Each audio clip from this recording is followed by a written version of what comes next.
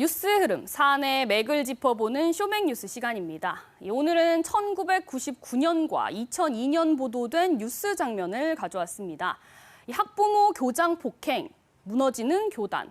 자막만 봐도 내용을 알 수 있을 것 같은데요. 교권 추락 문제, 20년도 넘은 오랜 일입니다. 이 두 기사 모두 부모가 교사를 폭행했는데 최근에는 학생에 의한 사건도 잇따르고 있습니다. 2015년 경기 이천의 한 고등학교에서 이 학생들이 교사를 빗자루로 폭행하고 욕설하는 동영상이 알려져 공분을 샀죠. 최근에도 충남 홍성의 한 중학교에서 수업 중 한 학생이 교단에 드러눕는 영상이 퍼져 논란에 불을 붙였습니다. 그런데 이런 사례 생소하지만은 않습니다. 교총의 지난 7월 조사에서 교원 61%가 수업 중에 학생의 문제 행동을 매일 겪는다고 답했습니다. 이런 영향 때문일까요? 다시 태어나도 선생님이 되겠다는 교사 비율은 조사가 시작된 2008년 이후 처음으로 30%를 밑돌았습니다. 교육활동 침해 건수는 2019년 2,600여 건에 달했는데요. 코로나19로 비대면 수업이 늘면서 재작년에는 급감했습니다. 하지만 대면 수업이 재개되자 지난해 1학기에만 1,200여 건 발생해 2020년 전체 건수를 넘어섰습니다. 지역별로 보면 경기, 서울, 강원에 이어서 대구와 경북이 전국에서 4번째, 5번째로 많았는데요. 침해 유형은 학생과 학부모 모두 모욕, 명예훼손이 가장 많았습니다. 하지만 이에 대한 조치로 학생은 출석 정지와 교내 봉사가 많았고요. 학부모는 사과나 재발 방지 서약 등이 포함된 기타가 94%, 형사처벌은 6%에 불과했습니다.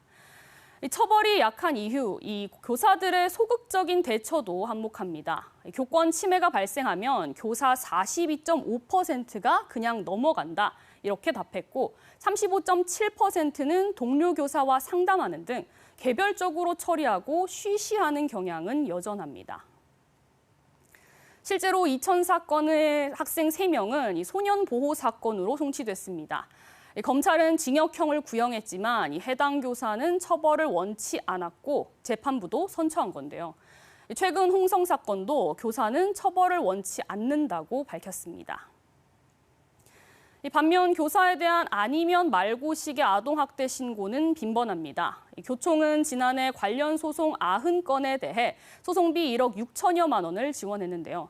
이 무고성 아동학대 고소가 이어지면 이 교사들은 더욱 훈육에 위축될 수밖에 없습니다. 또 사실상 유일한 해결책인 교권침해위원회의 실효성이 떨어진다는 것도 문제인데요. 교권침해위는 교사와 학부모로 구성돼 객관성과 전문성이 부족하다는 지적이 나옵니다. 또 피해 교원은 규정상 휴가를 쓸 수 있지만 대체 인력을 구하기 어려워서 다른 교사의 눈치를 봐야 한다는 건데요.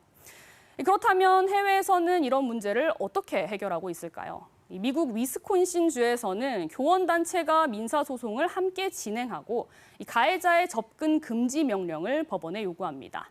영국에서는 체벌을 제외한 훈육적 처벌 권한을 교사에게 보장하고요. 독일에서는 교사위원회와 학생회를 함께 두면서 폭력 예방 프로그램도 진행합니다. 전문가들은 사전 예방 교육과 함께 분리 조치나 피해 회복 지원 등 사후 지침이 철저히 마련돼야 한다고 지적합니다. 또 교권 침해위의 제3자나 전문가를 포함하고 교육청의 적극적인 개입도 필요하다고 강조합니다. 다만 그에 앞서 더 중요한 게 있습니다. 바로 교사의 교권과 학생의 인권이 양립할 수 있다는 인식입니다.